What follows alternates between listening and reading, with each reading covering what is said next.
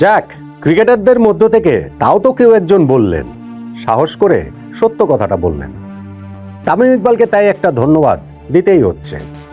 মুস্তাফিজুর রহমানের আইপিএল থেকে বাদ দেওয়াকে কেন্দ্র করে বাংলাদেশের টি-20 বিশ্বকাপে খেলা না খেলা নিয়ে ভীষণ যে জটিল পরিস্থিতি তৈরি হয়েছে, সেইখানটাতে আমাদের বেশিরভাগই কেবলমাত্র বর্তমানেই আছি, কেবলমাত্র এখনকার স্রোতেই ভেসে যাচ্ছি, কেবলমাত্র আমরা পপুলার ডিসিশনের দিকেই যাচ্ছি।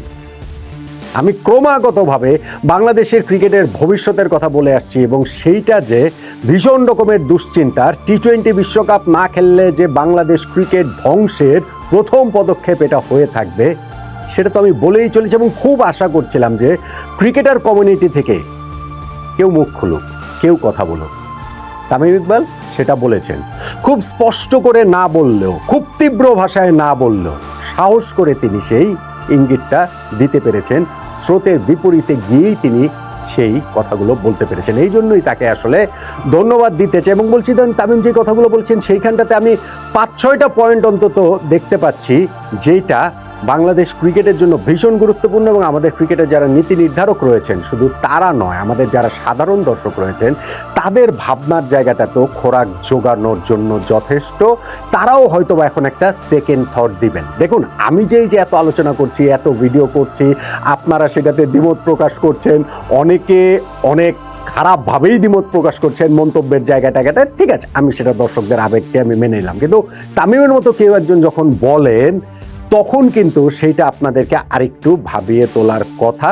সেইটা আমি দর্শক থেকে শুরু করে বাংলাদেশের ক্রিকেটের নিয়ন্ত্রক সংস্থা বিসিবির হর্তাকর্তাদের পর্যন্ত বলছি। তামিমের কথাগুলো আমি বলছিলাম যে 5-6টা পয়েন্ট। ধরুন, নাম্বার 1, তামিম বলেছেন এরকম একটা পরিস্থিতিতে বাংলাদেশ টি-20 বিশ্বকাপ খেলবে কি খেলবে না এই সিদ্ধান্তটা তিনি ভবিষ্যতের কথা চিন্তা করে নিতেন। বিশ্ব ক্রিকেটে বাংলাদেশের অবস্থানটা কি এবং ভবিষ্যতে এটার প্রভাব কি হতে পারে সেইটা চিন্তা করে তিনি নিতেন। খুবই লজিক্যাল কথা। আপনি একটা টি-20 ওয়ার্ল্ড কাপ খেলবেন না, এটা এই না খেলার মাঝখানেই কিন্তু সীমিত থাকবে না, এটার প্রভাবটা অনেক বেশি হবে, এটার প্রভাবটা অনেক দূর পর্যন্ত চলে যেতে পারে যদি ভারতীয় ক্রিকেট বোর্ড এইটাকে তারা তাদের ইগোর মধ্যে নিয়ে নেয়। আর বিশ্ব ক্রিকেটে বাংলাদেশের অবস্থান, আমাদের অবস্থান কি খুব জোরালো, আমাদের অবস্থান কি খুব ভালো? ওয়ার্ল্ড ক্রিকেটে বাংলাদেশের সবচেয়ে বড় বন্ধু বরং এই ভারতই। টেবিলের খেলার কথা যদি বলেন, অবশ্যই সেটা ভারতেরও লাভ রয়েছে, এটা তো আর ভারত শুধু আমাদের বন্ধু নয় ক্রিকেটের সেই টেবিল গেমের কথা যদি বলি, কিন্তু সেইখানটা থেকে আমাদের যে অবস্থান, সেই অবস্থানটা বিবেচনা করে আমার বটম লাইন একটাই, টি-20 ওয়ার্ল্ড কাপ বাংলাদেশকে খেলতে হবে। নাম্বার 2, তামিম যেটা বলেছেন যে তিনি সিদ্ধান্তর ক্ষেত্রে ভাবতেন 10 বছর পরে গিয়ে বাংলাদেশ ক্রিকেটে এর প্রভাব কি পড়ে, বাংলাদেশের ক্রিকেটারদের উপরে এর প্রভাব কি পড়ে।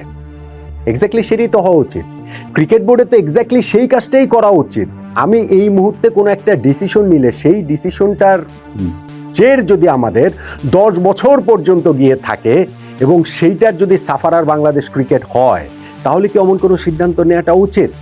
টি-20 বিশ্বকাপ যদি আমরা বয়কট করি, আমরা যদি বর্জন করি, ভারত বাংলাদেশ ক্রিকেটকে এমন একটা জায়গাতে নিয়ে যেতে পারে সেইটা বাংলাদেশ ক্রিকেটের জন্য ভালো না, কোনোভাবেই সেটা ভালো হওয়ার কথা না। ফলে 10 বছরের যেই কথাটা তামিম বলেছেন সেইটাও আমার কাছে মনে হয় ভীষণ রকমেরই ভেবে দেখাটা উচিত।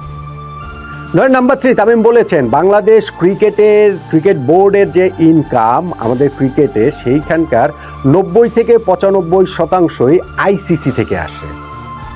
আমি একটা ভিডিওতে বলেছিলাম ধরেন মোর দেন 70%। সো সংখ্যাটা যেটাই হোক, এই পয়েন্টটাও তো তামিম রেইজ করেছেন এবং সেটা খুবই সত্যি কথা। এখন বলতে পারেন আপনি যে আইসিসির সঙ্গে ভারতের সম্পর্কটা কি? ভাই, আপনারাই না বলেন, আমরাই না বলি আইসিসি মানে ইন্টারন্যাশনাল ক্রিকেট কাউন্সিল না, ইন্ডিয়ান ক্রিকেট কাউন্সিল। সো ভারতের যদি অতটাই প্রভাব আইসিসির উপরে থাকে, এই যে আইসিসি থেকে যে আমরা ফান্ডটা পাই আমাদের ক্রিকেট পরিচালনার জন্য, যেই 90 থেকে 95% তামিম বলছেন, আমি বললাম 70%-এর বেশি, ধরেন 80% মোর অর লেস, সেই টাকাটা যদি আমাদের বন্ধ হয়ে যায়, ভারত যদি সেইটা আমাদের বন্ধ করে দেয়, আইসিসিতে প্রভাব খাটিয়ে যদি বন্ধ করে দেয়, বাংলাদেশের ক্রিকেট কিভাবে চলবে? বাংলাদেশের ক্রিকেটাররা কিভাবে চলবেন? আমাদের এই 15 জন জাতীয় দলের ক্রিকেটার কিংবা ধরেন চুক্তিভুক্ত 25 জন ক্রিকেটার, তারাই তো বাংলাদেশের ক্রিকেট না। আমাদের ফার্স্ট ক্লাস ক্রিকেটাররা চুক্তিভুক্ত রয়েছেন, আমাদের ক্রিকেট বোর্ডের এই এত এত খেলা, এই ডিভিশনের খেলা, এই যে বিভিন্ন এনসিএল, তারপরে বিসিএল, বিপিএল, ডিপিএল, কত কত খেলা, আমাদের এইজ লেভেল ক্রিকেট, কত কিছু আপনাদের আয়োজন করতে হয়। টাকার সেই ফ্লোটা না থাকলে কি হবে? এটা কি আমাদের ভেবে দেখার কথা না? ভেবে দেখাটা উচিত না? ধরেন নাম্বার 4, তামিম যেটা বলেছেন যে দর্শকরা তো আবেগে অনেক কথাই বলবেন, কিন্তু একটা ক্রিকেট বোর্ড তারা সিদ্ধান্ত নেবেন তাদের মতো করে। যদি ক্রিকেট বোর্ড সেই দর্শকদের আবেগের কথা বা তাদের কথায় ভেসে গিয়ে সিদ্ধান্ত নেন, তাহলে তো এত বড় অর্গানাইজেশন আপনারা চালাতে পারবেন না। রাইটলি সেড, খুবই সত্যি কথা তিনি বলেছেন। দর্শক ছাড়া বাংলাদেশের ক্রিকেট জিরো, আমি মানছি, না মানার কোনো কারণ নাই, কিন্তু এই দর্শকরা আবেগে ভেসে গিয়ে যেটা বলবেন, আমরা যদি ঠিক সেইটাই মেনে সব সময় সেটাই দিকেই আমরা যাই, ওই পপুলার সিদ্ধান্তের দিকে যদি আমরা যাই, যেইটাতে বাংলাদেশের ক্রিকেটের ক্ষতি হবে জেনেও যদি আমরা সেদিকে যাই, বাংলাদেশের ক্রিকেটের ভালো আপনারা করছেন না। বাংলাদেশের ওই দর্শকদের প্রতিও আপনারা অন্যায় করছেন। সেই দর্শকরা অনেকেই এখন এই মুহূর্তে জাতীয়তাবাদের স্রোতে ভেসে, দেশপ্রেমের স্রোতে ভেসে, যেগুলো খুবই ভালো, এগুলো খারাপ না, কিন্তু ওগুলো ভেসে গিয়ে অনেক সময় ভুল ডিসিশনের দিকে হতে যেতে পারে। ক্রিকেট বোর্ডের কাজ তো সেগুলো সকল কিছু বিবেচনায় রেখে দেশের ক্রিকেটের জন্য কোনটা ভালো সেটা ঠিক করা। যেটা তামিম বলেছেন সেটা কি করা উচিত না?